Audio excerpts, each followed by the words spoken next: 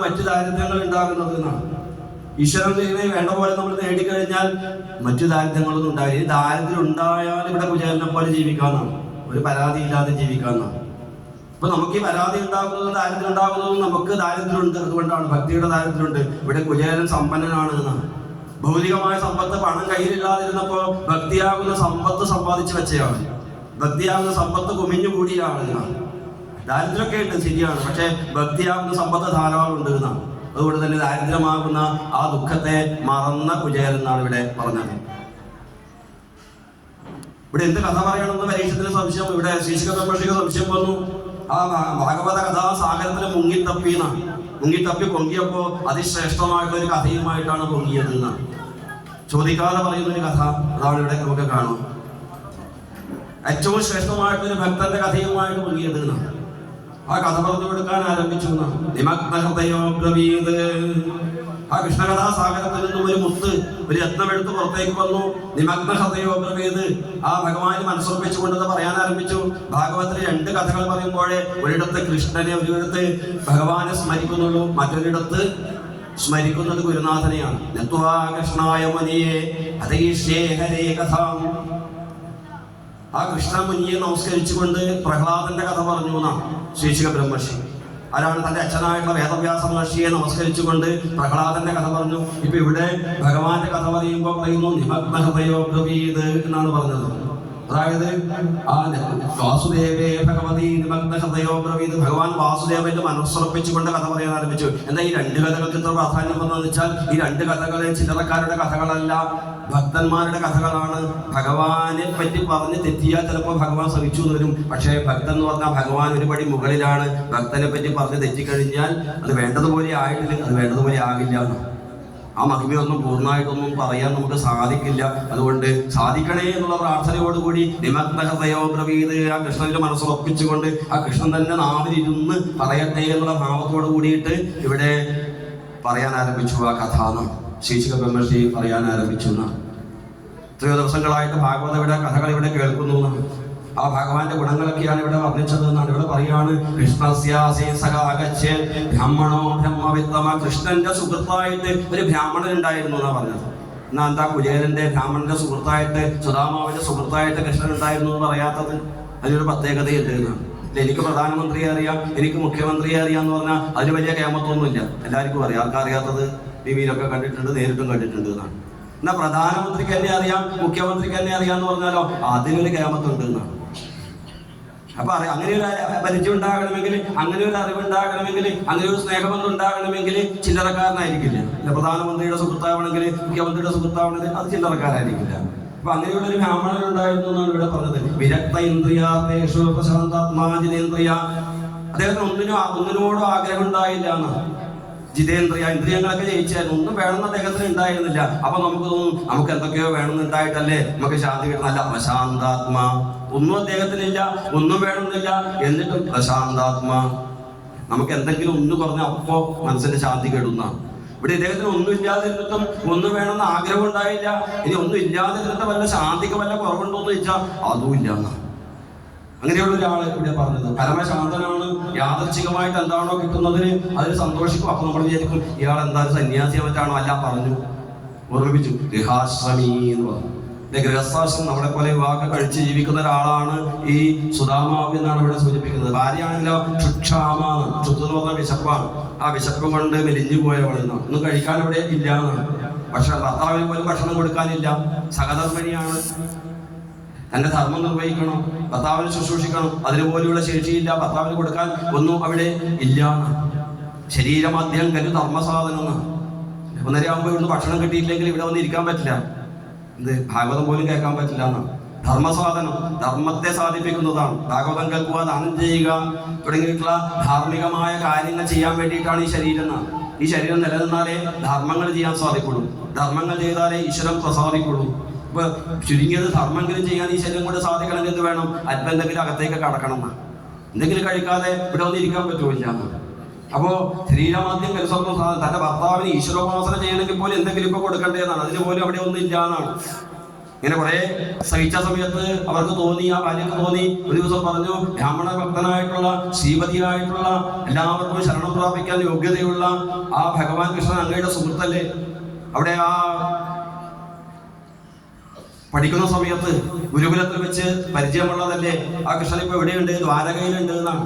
ശ്രീപതിയല്ലേ, മഹാലക്ഷ്മിയുടെ ഭർത്താവല്ലേ, എന്തുള്ളവനല്ലേ, ചോദിച്ചുകൂടെ, പോയാൽ തരില്ലേ, തന്നെ കൊടുക്കുന്നയാളാണ് എന്നാണ്. ആശ്രയിച്ചു കഴിഞ്ഞാൽ ഭഗവാനെ തന്നെ കൊടുക്കുന്നയാളാണ്, തന്നെ കൊടുക്കുന്നയാളാണ്. അപ്പൊ പോയി ചോദിച്ചാൽ ദാരിദ്ര്യത്തിന് ശമനമായിട്ട് എന്തെങ്കിലും ചോദിച്ചു കഴിഞ്ഞാൽ തരാതിരിക്കുമോ? തരില്ലേ, തരും എന്നൊക്കെ പറഞ്ഞു എന്നാണ് ഇവിടെ പറഞ്ഞത്. മഹാഭാഗാണ് അങ്ങയുടെ സുഹൃത്തല്ലേ എന്ന് പറഞ്ഞിട്ട് മറ്റൊരർത്ഥം കൂടിയുണ്ട്. അവിജ്ഞാത സഖാവ് എന്നാ പറയുന്നത്. നമ്മുടെ ഒക്കെ സുഹൃത്താണ് ഭഗവാൻ എന്നാണ്, പക്ഷെ നമ്മൾ മറക്കുന്നു എന്ന് മാത്രമേ ഉള്ളൂ. പിന്നെ കൂടെ ആ സുഹൃത്തുണ്ട് എന്നുള്ള കാര്യം മറന്നു, പുരഞ്ജനെ പോലെ എന്നാണ്. അപ്പൊ ഇവിടെ അവിജ്ഞാത സഖാവാണ് ഭഗവാൻ എന്നാണ്. മഹാഭാഗ എന്ന് വിളിച്ചത്, മഹാഭാഗ്യവാൻ എന്ന് വിളിച്ചത് എന്താണ്? അവര് നേരത്തെ ഭക്ഷണത്തിന് പോലും വകയില്ലാത്ത ആളെ നോക്കിയിട്ട് മഹാഭാഗ്യവാനെ എന്ന് വിളിക്കുന്നത് എന്താണ്? തിരിച്ച് കല്യാണി എന്നാണ് വിളിക്കുന്നത്, മംഗളസ്വരൂപി എന്നാണ് വിളിക്കുന്നത്. ഒരു നേരത്തെ ഭക്ഷണം ഭർത്താവിന് കൊടുക്കാനില്ലാതെ ബുദ്ധിമുട്ടിക്കുന്ന ഒരാൾ നോക്കി കല്യാണി, തിരിച്ചങ്ങോട്ട് മഹാഭാഗ എന്ന് വിളിക്കുക. എന്താ കാരണം എന്ന് വെച്ചാൽ ആ ഒരു ആപത്ത് വന്നപ്പോ ഭഗവാനെ ഓർത്തു, ഭഗവാനെ ഓർമ്മിപ്പിച്ചു എന്നുള്ളതാണ്. ഒരാപത്ത് വന്നപ്പോ പഴിച്ചില്ല, സ്വയം പഴിച്ചില്ല, ഭഗവാനെയാണ് ആശ്രയിക്കേണ്ടത് എന്ന് മനസ്സിലായി. അത് മാത്രമല്ല, മനസ്സിലായത് ഭർത്താവിന് പറഞ്ഞു കൊടുക്കുകയും ചെയ്തു. അതാണ് മഹാഭാഗ്യം എന്ന് പറയുന്നത്. ഇങ്ങനെ ഒരാൾ ഉപദേശിക്കാൻ നമ്മുടെ കൂടെ ഉണ്ടാകുന്നത് തന്നെ മഹാഭാഗ്യമാണ് എന്നാണ്. ആപത്ത് വരുമ്പോൾ ഭഗവാനെ ആശ്രയിച്ചോളൂ എന്ന് പറയാൻ ഒരാളെ കൂടെ ഉണ്ടാകുന്നത് തന്നെ മഹാഭാഗ്യമാണ് എന്നാണ്. അങ്ങനെ ഉപദേശിച്ചു കൊടുക്കുക. അതാണ് കല്യാണി എന്ന് ഇവിടെ പറഞ്ഞത്. അങ്ങ് ആ ഭഗവാൻ അങ്ങേക്ക് ധനം തരും എന്നാണ് പറഞ്ഞത്, സ്വന്തം തന്നെ കൊടുക്കുന്നതാണ്. അദ്ദേഹം ഇപ്പൊ ദ്വാരകയിലുണ്ട്. പിന്നെ ദാരിദ്ര്യം കൊടുത്തപ്പോഴാണ് ഇങ്ങനെ പറഞ്ഞത്, ഇല്ല ദാരിദ്ര്യാർത്തിയോളം വരൂതായിട്ടൊരാർത്തിയും. ദാരിദ്ര്യ ദുഃഖം പോലെ മറ്റൊരു ദുഃഖം ലോകത്തിലില്ല എന്നാണ്. അതാണ് ലോകത്തിലെ ഏറ്റവും വലിയ ദുഃഖം എന്നാണ്. അപ്പൊ അങ്ങനെയുള്ള അവിടെ ഭവിഷ്യപ്രാർത്ഥിതോ മൃദു പല പ്രാവശ്യം പറഞ്ഞു, പോയിക്കൂടെ, ചോദിച്ചൂടെ പല പ്രാവശ്യം പറഞ്ഞു. എന്നിട്ട് ദേഷ്യം വന്നു എന്ന് ചോദിച്ചാൽ ഇല്ല. നമ്മളാണെങ്കിൽ ഒന്ന് പറഞ്ഞ് രണ്ടാമത് ദേഷ്യം വരും. എന്താ പറഞ്ഞു? ഞാൻ പറഞ്ഞില്ലേ കൊണ്ടുവരാൻ. മൃദു എന്നാ പറഞ്ഞു, മൃദുവായിട്ട് പറഞ്ഞു എന്നാ. ദേഷ്യമൊന്നും വന്നില്ല. എന്നിട്ടും പോകാതിരുന്നപ്പോഴും ദേഷ്യമൊന്നും വന്നില്ല എന്നാണ്. കുറെ പറഞ്ഞപ്പോ കുചേലനും തോന്നി, സുധാമാവിനും തോന്നി ഒന്ന് പോയേക്കാന്ന്. എന്താ ചോദിക്കാനൊന്നുമല്ല, ഭാര്യ പറഞ്ഞതിനൊന്നുമല്ല പോകട്ടെ, വിദ്യത്തിന് വേണ്ടിയിട്ടാണ് പോകുന്നത്. അയം ഹി പരമോലാഹ ഉത്തമ ശ്ലോക ദർശനം. ആ ഭഗവാനൊന്ന് കാണാലോ. ഏതായാലും ഇപ്പൊ ഭാര്യ പറഞ്ഞു പോയിക്കോ എന്ന് പറഞ്ഞിട്ടുണ്ട്. പോയാൽ എന്തുണ്ടാകും? ഒന്നും ചോദിച്ചില്ലെങ്കിലും ഭഗവാനൊന്ന് കാണാലോ. ഏതായാലും ഭഗവാനെ കാണാനൊന്ന് ഓർമ്മപ്പെടുത്തിയല്ലോ. അതിന് ഓർമ്മപ്പെടുത്തിയപ്പോൾ പോകേണ്ടത് എന്റെ ഉത്തരവാദിത്തല്ലേ? ഓർമ്മപ്പെടുത്തേണ്ടി വന്നല്ലോ. ഞാൻ പോകേണ്ടതായിരുന്നു, പക്ഷെ ആ കാണാൻ പോകേണ്ടതായിരുന്നു, പക്ഷെ ഭാര്യ ഓർമ്മപ്പെടുത്തേണ്ടി വന്നല്ലോ എന്നൊക്കെ ധരിച്ച് ആ ഭഗവാനെ കാണാനുള്ള ഉദ്ദേശത്തോടു കൂടി അവിടെ നിന്ന് പുറപ്പെട്ടു എന്നാണ്. അങ്ങനെ പോകുമ്പോൾ എന്ത് ചെയ്യണം? എന്തെങ്കിലും കൊണ്ടുപോകണ്ടേ? ഗർഭിണി മകളെ കാണാൻ പോകുമ്പോൾ, കുട്ടികളെ കാണാൻ പോകുമ്പോൾ, രാജാവിനെ കാണാൻ പോകുമ്പോൾ, ഈശ്വരനെ കാണാൻ പോകുമ്പോൾ, അമ്പലത്തിലേക്ക് പോകുമ്പോൾ എന്തെങ്കിലും കയ്യിൽ കരുതണം എന്നാണ്. ആ പൂവായാലും എന്തായാലും കുഴപ്പമില്ല. ഗർഭിണിയെ കാണാൻ പോകുമ്പോൾ, കുട്ടികളെ കാണാൻ പോകുമ്പോൾ എന്തെങ്കിലും കരുതണം എന്നാണ്. ഇപ്പൊ ഇവിടെ തനിക്ക് കഴിക്കാൻ പോലും ഇല്ല, പിന്നെ ഇപ്പൊ എന്താ കൊണ്ടുപോകാനായിട്ട് അവിടെ ഒന്നും ഇല്ല എന്നാണ് ഇവിടെ പറയുന്നത്. ഭഗവാൻ സമർപ്പിക്കാൻ വല്ലതും ഉണ്ടോ എന്ന് ചോദിച്ചു. ത്രിഭുവനമടക്കി വാണിരുന്നരുളുന്ന മഹാപ്രഭുവിനെ കാണാൻ കൈക്കാരിതും കൂടാതെ സ്വഭവനത്തിങ്കൽ നിന്ന് ഗമിക്കരോതാലും കൈക്കാരി ഭൗമാമിരയുമാം കുസുമപുമാം. പൂവോ ഇല്ലയോ എന്തായാലും മതി, ഇന്നതൊന്നുമില്ല. നമ്മുടെ കഴിവ് പോലെ എന്തെങ്കിലും അമ്പലത്തിലേക്ക് പോകുമ്പോൾ, ഈശ്വരനെ കാണാൻ പോകുമ്പോൾ കൊണ്ടുപോകണമെന്നാണ്. ഇനി അതല്ലെങ്കിൽ അതുമില്ല, എലിയും മരുന്ന് കൊണ്ടുപോകുന്നത് എന്താ? അവേരുമാം മലരുമാം ഫലവുമാം യഥാശക്തി. യഥാശക്തി എന്താണ്? നമ്മുടെ ശക്തിക്ക് അനുസരിച്ചിട്ട്. നല്ലോണമുള്ളവൻ ഇല കൊണ്ടായാൽ പോരാ, നല്ലോണമുള്ളവൻ അതുപോലെ കൊടുക്കണം. ഇനി ഒന്നും ഇല്ലാത്തവൻ ഒരു ഇലയായാലും പൂവായാലും കൊടുത്താൽ അത് സമർപ്പിക്കും, അത് ഭഗവാൻ സ്വീകരിക്കുന്നതാണ്. അപ്പൊ പറയാണ് അനക്കന്യാമാണവാടനൊക്കെയുമാകാം. ഭഗവാൻ എന്തു ആകാമെന്നാണ്. നമ്മൾ കൊടുക്കുന്നതൊക്കെ ഭക്തിയോട് കൊടുത്താൽ സ്വീകരിക്കുന്നതാണ്. അങ്ങനെ യാചിത്വാത് ചതുരോമുഷ്ടിൻ. ആ സ്ത്രീ പോയിട്ട്, ആ പത്നി പോയിട്ട് യാചിച്ചു എന്നാണ്. ആർക്ക് വേണ്ടി യാചിച്ചു? തനിക്ക് വേണ്ടി ഇതുവരെ യാചിച്ചിട്ടില്ല എന്നാണ്. പിന്നെ ആർക്ക് വേണ്ടി യാചിച്ചു? ഭഗവാന് വേണ്ടി യാചിച്ചു എന്നാണ്. അപ്പൊ ഭഗവാന് വേണ്ടി യാചിച്ചാൽ നല്ലത് തന്നെ കിട്ടുന്നു. നമ്മളൊക്കെ യാചിച്ചിട്ടല്ലേ ഈ സത്താഹം നടത്തുന്നത്. കമ്മിറ്റിക്കാരൊക്കെ അവിടെ ഇവിടെയും പോയിട്ട് പണം തരുമോ എന്ന് യാചിച്ചിട്ടാണ് എന്നാണ്. അവർക്ക് വേണ്ടിയിട്ടല്ല യാചിക്കുന്നത് എന്നാണ്. പിന്നെ ആർക്ക് വേണ്ടി യാചിക്കുന്നു? ആ ഭഗവാന്റെ സപ്താഹം കൊട്ടിയൂരപ്പനെ ഏറ്റവും ഇഷ്ടപ്പെട്ട ഭാഗവതം എല്ലാവരെയും കൊട്ടിയൂരപ്പനെയും കേൾപ്പിക്കാൻ, എല്ലാവരെയും കേൾപ്പിക്കാൻ വേണ്ടിയിട്ടാണ് അവർ പോയി യാചിക്കുന്നത് എന്നാണ്. അപ്പൊ എന്ത് ചെയ്യണം? അപ്പോൾ നല്ലത് കൊടുക്കണം എന്നാണ്. പക്ഷെ ഇവിടെ നല്ലത് കൊടുത്തില്ല എന്ന്. അവിലേജി കൊടുത്തു എന്നാ. 4 പിടി അവിലേജി എന്നാണ്. അവില് പോലും അല്ല. അവിലേജി എങ്ങനെയുണ്ടാവുന്നത്? നന്നായിട്ട് ഇടിച്ച് പരന്ന് വരാത്ത അവലും അരിയൊക്കെ കൂടിയ എന്തോ ഒന്ന് ബാക്കിയായത് കൊടുത്തു. ഏറ്റവും മോശമുള്ളത് കൊടുത്തു. നല്ലതാ കൊടുക്കേണ്ടത് ഭഗവാന്. പക്ഷെ ഇവിടെ കൊടുത്തത് എന്താണ്? ബാക്കിയായതാ കൊടുത്തത്. അത്ര ശ്രദ്ധയോടുകൂടി അല്ല കൊടുത്തത്. അങ്ങനെ ആ കെട്ടിയ അവരൊരു തുണിയിൽ പൊതിഞ്ഞ് കൊടുത്തയച്ചു എന്നാണ്. മുഷിഞ്ഞൊരു തുണിയിൽ, ഏറിയൊരു തുണിയിൽ പൊതിഞ്ഞ് കൊടുത്തയച്ചു. ഒന്ന് ഭാഗവത്തില്ലെങ്കിലും പറയും അങ്ങനെ. ഇതിനുവേണ്ടി അങ്ങനെ കൊടുത്തയച്ചത് ഈ കുചേലൻ, ഈ സുധാമാവ് പോയിട്ട് അവിടെ ഒന്നും ചോദിക്കില്ല എന്നറിയാം. ആർക്കറിയാം? ഭാര്യക്ക് അറിയാം. കാരണം ഇന്നേ അവരെ യാചിച്ചിട്ടില്ല ഭഗവാന്റെ മുന്നിൽ. യാചിക്കുക, ഭഗവാന്റെ മുന്നിൽ യാചിക്കുക, അത് ഏറ്റവും മോശമായ കാര്യമാണെന്നാണ്. അങ്ങനെ എൻ്റെ ഭർത്താവ് യാചിക്കില്ല, ഇവിടെ പോയിട്ടൊന്നും ചോദിക്കാൻ പോകുന്നില്ല, ചോദിച്ചില്ലെങ്കിൽ പിന്നെ എന്തില്ല, തരില്ല. അപ്പൊ ഈ തുണിയുടെ അവസ്ഥ കണ്ടിട്ട്, കയറിയ തുണിയുടെ, മുഷിഞ്ഞ തുണിയുടെ അവസ്ഥ കണ്ടിട്ട് ഭഗവാൻ മനസ്സിലാക്കിക്കോട്ടെ, എത്രയൊരു തുണി, അത് നല്ലൊരു തുണിയിൽ കെട്ടിക്കൊണ്ടുവരാൻ പോലും ഇവനൊന്നും ഇല്ലല്ലോ എന്ന് ഭഗവാൻ വിചാരിച്ചോട്ടെ എന്ന് കരുതിയിട്ട് ആ അമ്മ എന്ത് ചെയ്തു? മുഷിഞ്ഞൊരു തുണിയിൽ, കയറിയൊരു തുണിയിൽ കൊടുത്ത് വിട്ടുവെന്നാണ്. അവിടുന്ന് പോയി യാത്രയായി. ചിന്തിക്കുന്നത് എന്താണ്? കൃഷ്ണ സന്ദർശനത്തിന്റെ കാര്യം ചിന്തിച്ചുകൊണ്ട് യാത്രയായി. നമ്മളൊക്കെ അമ്പലത്തിലേക്ക് വരുമ്പോൾ എന്താ ചിന്തിക്കുകയെന്ന് വെച്ചാൽ, ഇന്ന് എന്തൊക്കെ ചോദിക്കണം, ഇന്നതൊക്കെയാ ഭഗവാന്റെ മുമ്പിൽ ചോദിക്കേണ്ടത് എന്ന് വിചാരിച്ചിട്ടാണ് നമ്മളൊക്കെ വീട്ടിൽ നിന്ന് അമ്പലത്തിലേക്ക് ഇറങ്ങുന്നത്. അല്ല, അതൊന്നുമല്ല.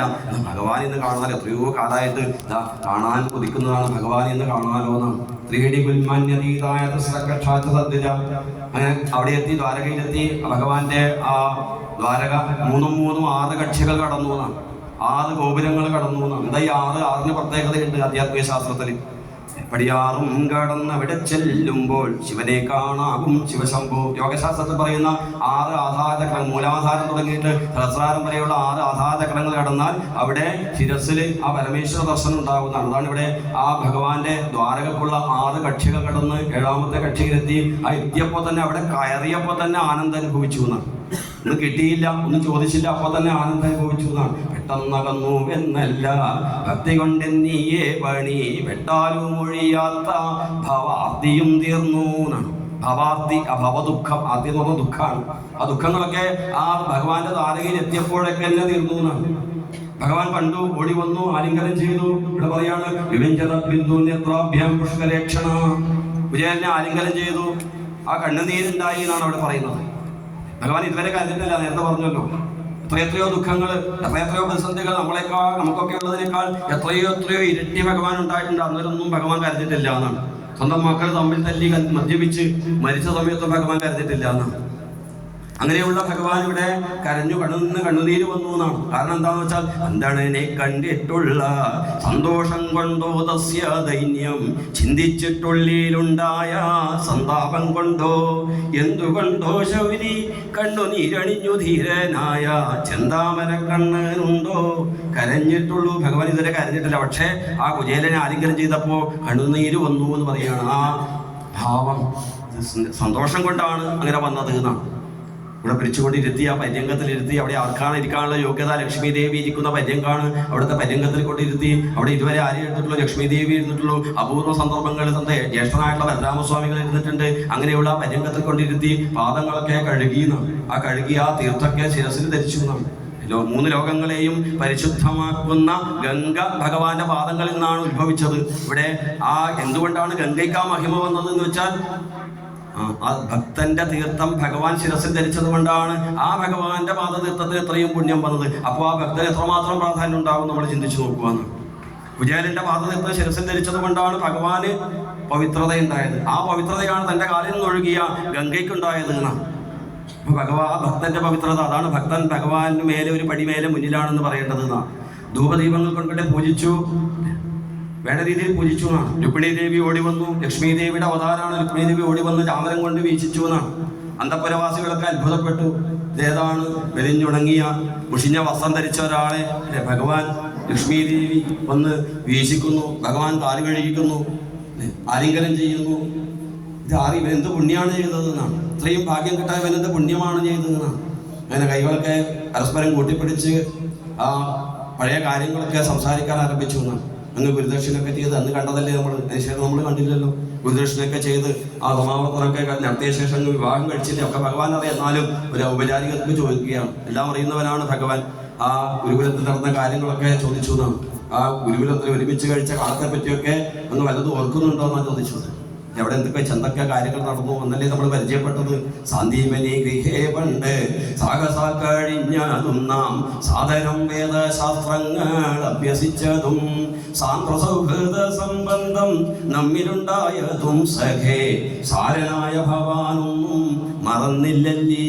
ഒന്നും മറന്നില്ലല്ലോ. ഇവിടെ ശാസ്ത്രങ്ങൾ വേദശാസ്ത്രങ്ങളൊക്കെ അഭ്യസിച്ചത്, നമ്മുടെ തമ്മിലുള്ള സൗഹൃദം ഉണ്ടായത് അതൊന്നും മറന്നിട്ടില്ലല്ലോ എന്നാണ്. ഒരു ദിവസം ഗുരുപത്നിയോഗേന കഥാജന നാം എല്ലാരും ഒരുമിച്ച് വിറകില്ലാഞ്ഞിട്ട് പോയതും ഒരുങ്കാട്ടിൽ മുഖ്യന്തരം ഒടിച്ചു കെട്ടി വെച്ചതും അരുണനസ്തമിച്ചതും മറന്നില്ലല്ലേ. അല്ലെ, ഗുരുപത്നി പറഞ്ഞു കാട്ടിൽ പോയിട്ട് ചമതകളൊക്കെ കൊണ്ടുവരിക, വിറക് കൊണ്ടുവരുമെന്ന് പറഞ്ഞപ്പോൾ ആ കാട്ടിൽ പോയതും ദൂരെ കാട്ടിൽ പോയി എന്നാണ്. എന്തേ അടുത്തുള്ള കാട്ടിൽ പോയാൽ ഇല്ല, അത് അവർക്ക് ആർക്ക് പറിക്കാൻ പറ്റും? ആ വിറകൊക്കെ ആർക്ക് വേണ്ടിയിട്ടുള്ളതാണ്? ഗുരുനാഥനും ആ ഭാര്യയും വന്ന എളുപ്പത്തിൽ പറിക്കാനുള്ളതാണ്. അതുകൊണ്ട് എന്തായി, അകത്തങ്ങ് കാട്ടിൻ്റെ ഉള്ളിലേക്ക് പോയി എന്നാണ്. അവർക്കുള്ളത് അവിടെ തന്നെ ഇരിക്കട്ടെ, നമുക്കാണെങ്കിൽ ഉള്ളിലേക്ക് പോകാമെന്നുള്ള ഉള്ളിലേക്ക് പോയത് എന്നാണ്. അപ്പോൾ കാട്ടിൽ പോയി വഴിതെറ്റി. അന്ന് രാത്രി മഴയുണ്ടായി, മരത്തിൻ്റെ മുകളിൽ കയറി രണ്ടുപേരും പരസ്പരം ആലിംഗനം ചെയ്ത് ഭയത്തോടു കൂടി ഇരുന്നത് ഒന്നും ഓർമ്മയില്ലേ എന്നൊക്കെയാണ് ഇവിടെ ഭഗവാൻ പരസ്പരം ഇവിടെ ചോദിക്കുന്നത്.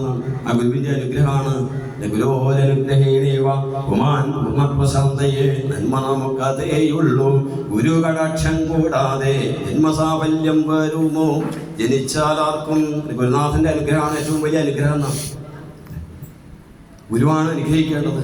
ഈശ്വരൻ ശപിച്ചാലും ഗുരുനാഥന്റെ അനുഗ്രഹം ഉണ്ടാവും. കാരണം ഈശ്വരനെ കാണിച്ചു തരുന്നത് പോലും ഗുരുനാഥനാണെന്നാണ്. അപ്പോൾ അങ്ങനെയുള്ള ഗുരുവിന്റെ അനുഗ്രഹമാണ് ഇങ്ങനെ ഉണ്ടായത്. അങ്ങനെ ഓരോരോ കഥകൾ പറഞ്ഞു. സർവഭൂത മനോവിജ്ഞ, എല്ലാവരുടെയും മനസ്സറിയുന്ന ഭഗവാൻ നാം ചോദിച്ചു, എന്താ അങ്ങ് എനിക്ക് കൊണ്ടുവന്നിട്ടുള്ളത് എന്നാണ്. അങ്ങയുടെ ഗ്രഹത്തിൽ നിന്ന് എനിക്ക് വേണ്ടി എന്താണ് സമ്മാനം കൊണ്ടുവന്നിട്ടുള്ളത് എന്ന് ചോദിച്ചു എന്നാണ്. ഭഗവാൻ മനസ്സിലായി, സുദാമാവ് ഈ കൊണ്ടുവന്ന